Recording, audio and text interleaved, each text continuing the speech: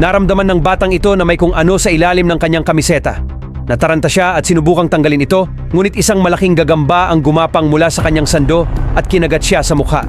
Sa sorpresa ng lahat, ang batang lalaki ay hindi naging Spider-Man, ngunit sa halip ay nakoma.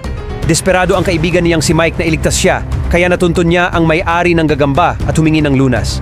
Pumayag ang lalaki na tulungan siya, ngunit kung pumayag lang siyang maging vampira niyang apprentice. Walang pagpipilian si Mike at tinanggap ang deal.